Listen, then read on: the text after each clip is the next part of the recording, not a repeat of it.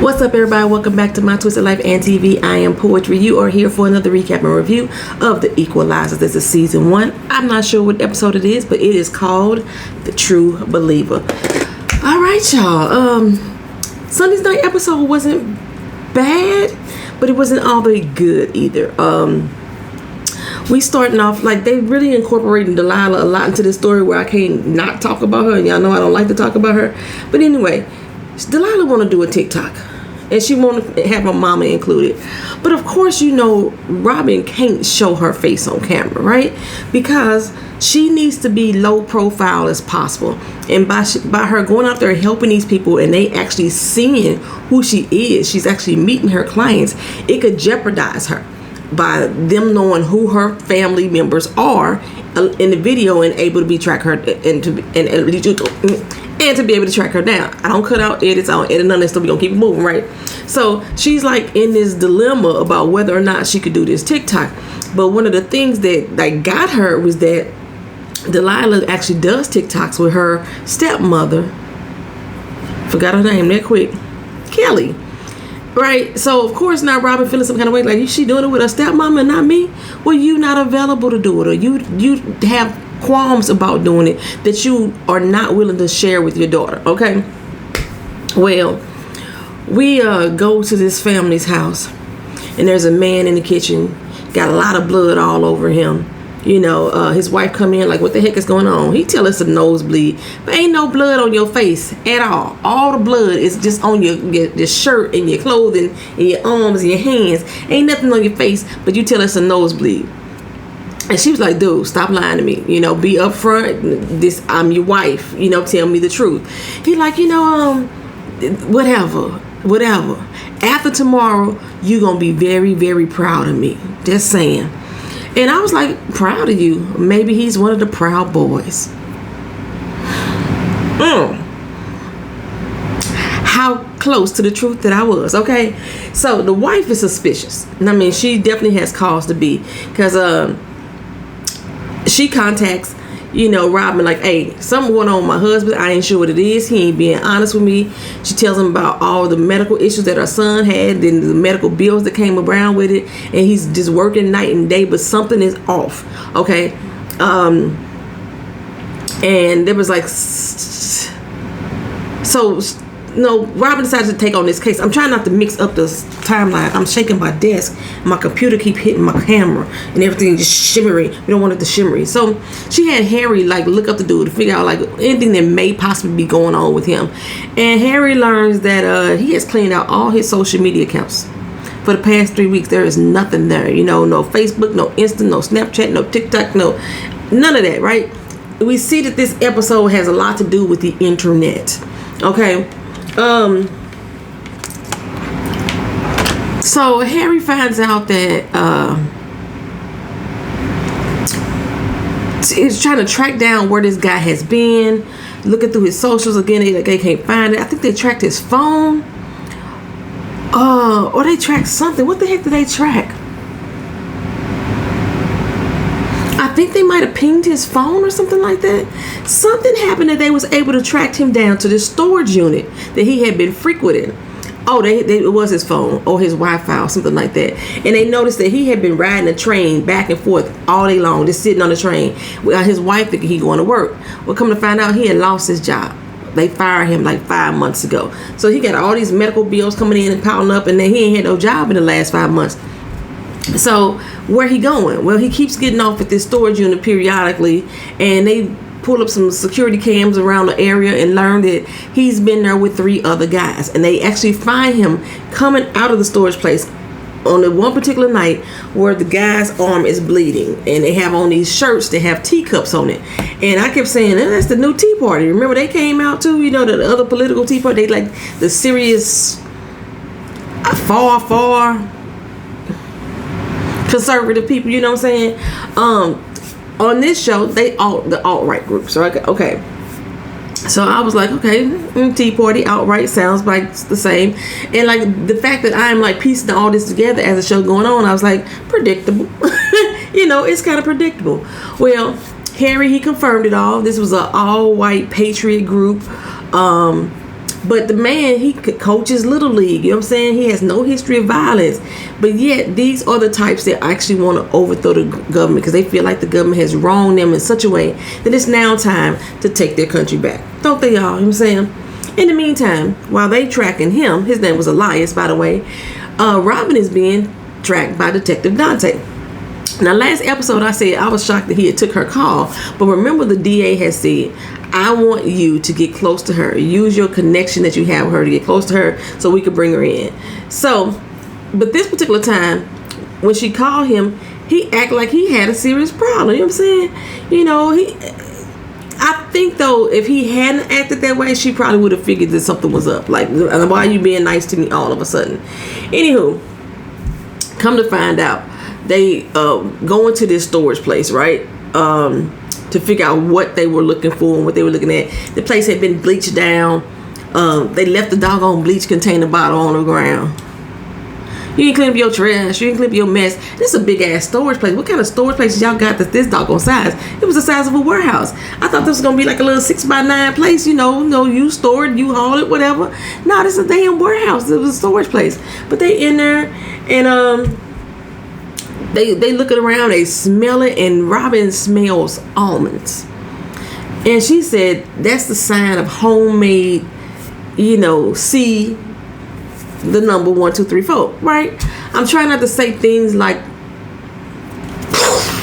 on the channel because I know that YouTube blocks that stuff. So you may hear me say La Bomba because it's in Spanish. But, or I'll be doing the whole doggone time. Anyway, so they find this tubing on the ground. I got some tubing. Like, I ordered a heat gun, right? And my heat gun came with some tubing. I was like, what the fuck is this tubing for? Now I know I can make, if I wanted to, and make it smell like almonds.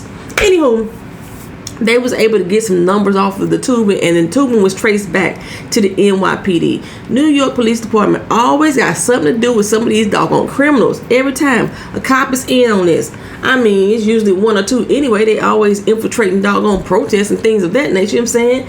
They are the proudest of the Proud Boys. Well, Robin, of course, wants to get Dante involved. And Mel is like, dude, come on now. That's not safe. Like, why him again? You ain't got no other friends in the doggone precinct. You know what I'm saying? Well, he may be after her, but he probably is one of the main people that she could only believe is not corrupted in the NYPD. Like I said, but however, unlike last time when she called him, he was like, I told you we ain't doing this no more. I told you we ain't doing this no more. Well, she gave him the tea about the La Bomba, and he trying to make it all about her. She's like, look here, that ain't what we talking about now. Like, he researched her. He found out that he couldn't find no records on her. But one dude was able to do a full body recognition, not just the facial recognition. And they was able to track her back to a picture from Canada or something like that. I'm saying that. And so he like on the phone like, you a long way from Canada, ain't you? I love the way that she kept her cool though. Like, excuse me, what the heck you talking about, right? Dude, a dirty cop has a La Bomba in New York City. Focus, my friend. Stay focused. Stop worrying about me. We on the same side. He like, no, we ain't. You on the other side of the street, and I'm on this side of the street. Whatever, dude. You just do your doggone job. I'ma do mine. See you later, bye. So she walked off, right? Well, Robin goes back and sits down with the wife again and learns that Elias, he is on some alt-right type of website that's ran by this dude named Beeman. Will it Beeman? You remember that old movie with Jamie Foxx? Okay, anyway. Dude is looking for backers for an IPO. Y'all don't know what IPO is? That's like stock shares, a company they want to start up. They need people to invest into it before the business even exists normally, or they want to go onto the stock market and they need backers to show what their worth is so they can value their shares. And so that usually it's good to get in on an IPO, but you got to watch them just because sometimes they may be overvalued, right? And then like 2 months later, the value will drop down to the right price, and then that's when you want to buy. Anyway, they figured that all the information through this site, because it's a social networking site, that it's going down in the DMs up there. You know what I'm saying? Everybody must be having secret conversations, something like Clubhouse. That's what it sounds like to me. Carrie said, you know what? I can't hack into that though. That's the whole point of that type of social media network, is to be secure. And I don't know why I'm always thinking that when he say that he can't hack into something or he can't access something technology-wise, that they go call that British dude from the Milk Run episode that they sent up to Canada, told him never to hack it or nothing before. I be thinking they gonna call him, they gonna need him. And he was a fun addition to the doggone episode for me. And he was more tech savvy than Harry is, but they don't call him. Instead, they decide they're gonna pretend to be investors and get an invite to a seat at the table, right? So Mel goes over there. And, you know, it's always those genius geek people with too much ego that tell a little bit too much of their business because they trying to impress you and stuff like that. So they learn about how his little networking work, how he could access people's emails, and he, like, you know, violate their trust pretty much by looking at what they got going on in the DMs and the IMs and all that stuff, Facebook Messenger. So I ain't got Facebook Messenger on my phone or nothing like that. But I still got Instagram and Twitter, and, like, they all connected nowadays? Ain't Facebook and all them all connected some kind of freaking way? Yeah, I thought so. So anywho, yeah, all these doggone social media networks is like secretly looking into our information and things like that. Just like we have a phone conversation on the phone, I'll be talking about some bananas, and the next thing I look up, I got advertisements for bananas all over Facebook. You know what I'm saying? That's what they be doing. They be doing it. He claimed it ain't for the government. Yeah, that's the same thing with old what's that boy name? Zuckerman said, is his name Zuckerman? Said about Facebook too, and then look where we at. I'm gonna take a little break right here real quick. Survive Beauty, my company, www.SIVADBEAUTY, is having 2 pop-up shops, right? The first pop-up shop is going to happen on June 24th in Atlanta. I will be there for 1 hour somewhere around the city. I will announce it close to the date. You can get your Survive Beauty looks. You can get this nice little color that I'm wearing today. Bada boom, bada bing. This is Milky Way on my lips. I always like to wear Milky Way when I'm wearing blue. Rocking it. That's fantabulous, right? Look at that coverage. Look at that shine. Boom, bam. And then once I leave Atlanta, I will be rolling up through the STL on June 25th for another pop-up shop. I haven't determined if I'm going to do one in Kansas City yet or if I'm going to stop in any other city. But be looking for me. Survive Beauty on the road. All right, so this fool, he going to show Mel how he breaks through his subscribers' firewalls, right, and tap into their DMs. And you know, you can trust and believe that all these social media networks, they know all of our business. You know this, right? The more we post pictures on Instagram, the easier it is for them to update facial recognition. Matter of fact, body recognition, the same way they just did Robin, right? Facebook got too much of our information. They got family members, where we grew up, where we live now, last place we checked into. Social media is the devil's playground, right? Unfortunately, you can't do anything without it these days. You know what I'm saying? How somebody removed themselves from social media for like 3 weeks or more, how they wipe themselves off the grid, I really want to know for real. However, I got an online beauty business, survivebeauty.com, see them plugs, that I gotta run. So, you know what I'm saying? Anyway, Detective Dante, he back at the precinct looking sideways to everybody who has access to the supply room, because somebody from the NYPD in his exact department, go figure, because the NYPD is all over the damn place, but somebody in his exact department was the one who accessed that supply room. And you know, I was like, damn it, he ran up on that information real quick, real easy, right? You know, he came up on a guy, his name was Murtaugh. That mug was still bleeding from the night before. And Dante got the footage of them coming out of this storage place, so he knows one of them hurt their arm. Well, Dante follows him to this motor lodge, the same one that Robin had just located, and suspect that they finna have a meeting there, right? So Dante is calling for backup to come show up, you know. And who shows up? Robin. She busts up in the room. She get the cop down. They having a fight, and instructs Elijah to run. For some reason, I'm with Dante on this, right? What the fuck? Like, you just fucked up my collar. I have no sympathy for I said Elias. I have no sympathy for Elias. He's just a good guy. He caught up with the wrong people. They don't say that shit about us. Black people, they don't say that shit about us. We could be the damn victim. We could be the victim, and they will pull up the fact that we got a damn grape from the produce section when we was 5 years old just to paint us in a bad light. Okay, he actually involved in this. He might have been coaxed into it, but he still chose that life. You know what I'm saying? Well, we can hear sirens in the distance, you know. But Dante, he coming in hot. He on foot in his long little trench coat, just flying in the wind, whatever, right? Robin, girl, Robin. I would be so mad at your ass too because he was able to get away. Because Elias hightailing it. Dante tells him to freeze, but he keep running. Dante don't shoot that nary a shot off. You know what I'm saying? Not a shot to the leg. He don't even give chase. Robin was in there whooping Murtaugh's ass, but he tried to run too, and Dante was able to collar him, right? So they cuff him and then let him stand out on the balcony by himself while he go back inside and try to get Robin. I was like, I guess you're not finna get two birds with one stone, bro, because that little birdie Robin just flew away. Okay. So anywho, it really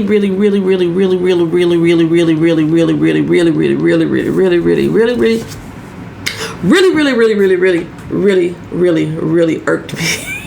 I know that just irked y'all. It really irked me that Robin was trying to save this dude. It really did. He knew what he was doing. He even believed it. He didn't have to be coaxed into believing it. He felt it that way. So he found others that was like him that felt the way that he felt, and they thought that they was gonna do something about it, right? So here she is trying to save him from himself while he out here trying to harm the masses. Fuck him and feed him grits. That's how I felt about him. Anywho, Dante's interrogation. He trying to interrogate Murtaugh. It ain't getting nowhere. Murtaugh done did this before. He's been trained to do this before. He former SWAT and all that in the third. He like, I don't know what you talking about, dog. You know what I'm saying? It's whatever. But right now, you going against your own brothers in blue. I don't even know why they be saying the boys in blue or the brothers in blue, because most cops' uniforms ain't even blue. I think they're green here in Orlando. Anyway, he like, you know what? You're making a big mistake.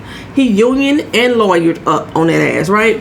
But being the cop that Dante is, like I said, he's the cop that everybody think we want to have, the goody two shoes. Murtaugh did not put a bit of fear in his ass. He was like, though, you a dirty cop. You ain't my brother in blue, right? I'm saying you going down and I'm going to be the one to take you down, right? So, of course, everything coming up clean on Murtaugh, because like I said, he's done this before. This is the job he do. He know how to cover his tracks well. Well, Robin, she got a hold of the La Bomba and Elias. Okay, I don't remember when that happened because Elias ran, so I don't remember when she actually caught up to him. I might have blinked, I might have dozed off, I might have went to the bathroom. Ain't no telling. Anyway, he was on the run from the motel, and then she sent it over to Dante. The La Bomba, she sent it over to Dante to have him pull off Prince. You know, he was all pissed off, like, you got him? You better bring him in here and bring him in now. You know what I'm saying? She's like, bruh, focus again. I just told you there's another in the city and you up here tripping off of me. Like, what's going on? He is like pissed that she's the one that got Elias and won't turn him in. She was like, look here, I got special interrogation skills. You know, you brought up Candor the other day, or Canzor, I forgot what I said I was gonna call it. You know what I'm saying? You should know that I got some techniques to get information out of him that you can get. He's like, really? It's 40,000 cops in New York and you think you better than all of us? Yes, that's what she's saying. I do. Okay, but again, focus. There's another La Bomba, fool. So anyway, come to find out that these prints belong to two other men. Murtaugh's prints wasn't on them. Elias' prints wasn't on them. It was like a a school teacher and a short order cook. Okay, random dudes that really ain't got the type of skills to pull this off on their own. So Murtaugh is definitely the ringleader, right? So they decided to go back and check Murtaugh's movements over the last few months and realize that he's at one of the locations right now. Who was at one of the locations? Because Murtaugh was in custody.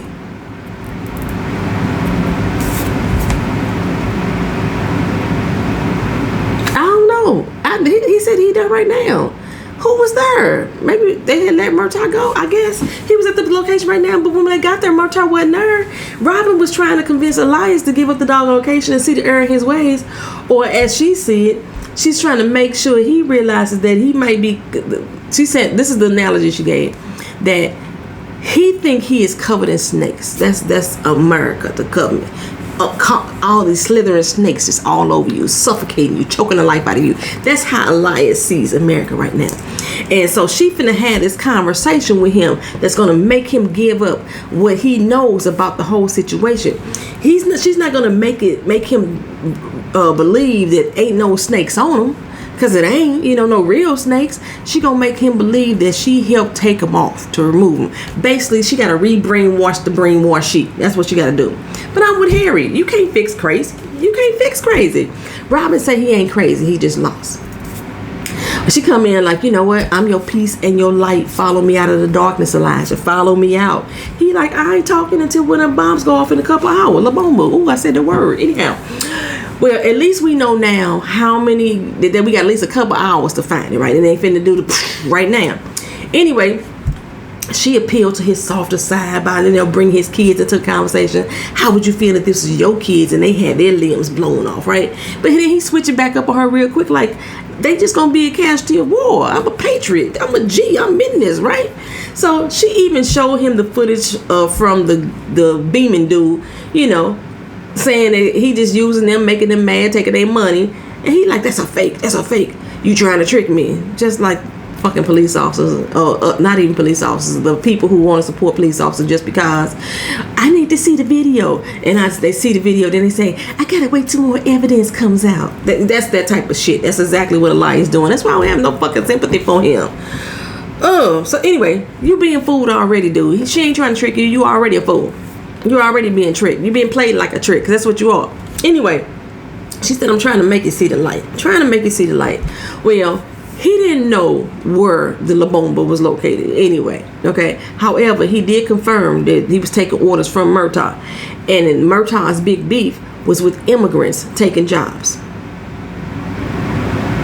So I was like, so are they at the unemployment office? They at the unemployment center? Like, what's going on? Like, where is this planet at? People kill me when they be coming in here talking about all these immigrants coming in here taking jobs. These are fucking jobs you don't even want. You don't even want them. You know what I'm saying? And they working for like a fourth of the damn pay. Why not just buy for $16.99? I just got a text message that something came out of my check for $16.99. I don't know what the fuck I bought for $16.99. Especially since I'm sitting here on the camera. I didn't just buy nothing from Amazon. I gotta put it up in a second. Anywho, you know, the immigrants, they coming in here, they cleaning toilets, they mowing your lawns for pennies on the dollar, you know, trying to feed a family of 10, and you up here bitching as if you had an application that was put in and got overlooked. Fucking job they taking from you. Nothing. You didn't even want the damn job. Shut up. Anywho, they wasn't an unemployment office. It was an immigration housing organization that was planning a big mixer for that night, and there was going to be a lot of big names that was going to be involved. So he's going to target that location. And you know, Dante was saying, well, after 9/11, it's kind of hard for them to get up in here, but it's over. They holding a function over a subway maintenance tunnel. If he blows the tunnel, then the walls will come tumbling down, and the walls come tumbling down, and the walls. What's the name of that song, y'all? I'm old, but I can't remember the name of the song. And the walls come tumbling down. That wasn't David Bowie, was it? I can't look it up. I can't look it up, but I'm going to go ahead and finish on with this doggone review. Anywho, when they got down there, like I said, Murtaugh wasn't with them. It was the two patsies. You know, neither one of them looking like a short order cook or a teacher. Not even a gym teacher, you know, a flabby gym teacher or the guy that's on the fries at McDonald's. Neither one of them look like that. When they be casting these bad guys on this show, they do a horrible job. It's like they pull extras off the street and say, come on, get on in there. Or they got crew members from the production that slide on in. I don't even know what. They didn't fit the bill. Anyway, they were planting the thing. It was attached to a little Nokia phone. Them Nokia phones used to be really sturdy, baby. I'm telling you, down in the maintenance tunnel. Her and Dante meet up there together, and they go in, and she disarms it. You know, he trusting her with his life that she gonna be able to disarm it. They got to do it together. 1, 2, 3, bam, boom, boom, right? And she like, whew, all right then, holla at you later, right? Dante like, not so fast. You're under arrest. So she like, bro, for real? It was like 2 or 3 other officers. They all pulled guns on her. And I was like, I want her to whoop all of their asses, including Dante. Whoop their ass. You know, robbing is good for whipping people's ass, right? He brought enough men with him. Well, I know that she's smarter than a 5th grader, so I was thinking, well, maybe Harry got eyes on the place and Mel is going to create a diversion or something just in case something like this happened. But no, it didn't go down like that. She straight up whooped 2 of the cops' ass and then turned on Dante like, now what? He's like, hey, the law is the law, right? She said, okay, hey, I'm sorry too. And then she pulled some moves. Like I said, she fucked up the other cops. He didn't even bother to jump in. He didn't shoot her, taser, nothing. But he kept his piece locked on her. And then she turned around, dropped her gun, and was like, okay, whatever. You know what I'm saying? He looked scared as heck. He looked scared. Like she know that she could put it. He know that she could put him down at any time if she want to. She punked him. The law ain't always right. She said, "What you gonna do? Shoot me? Huh? What you gonna do? What? I'm unarmed. Hands up, don't shoot." Turned around and walked away.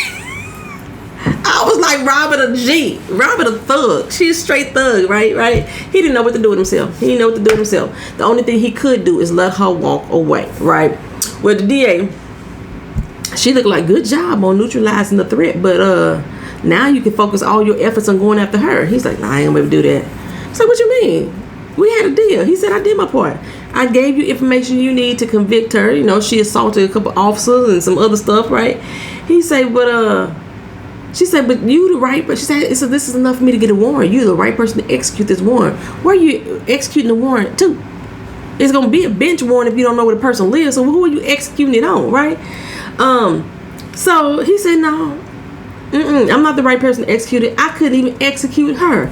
I had my sights on her. My gun was on her, and I couldn't pull the trigger. I couldn't bring it down. Maybe I've been compromised myself, okay? Maybe you should reassign the pursuit of her to somebody else.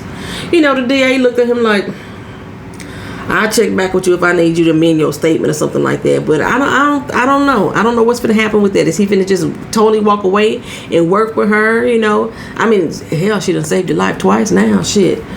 Anyway, I thought the DA was going to be pretty pissed, but you know, she just seemed annoyed, but kind of understanding at the end, right?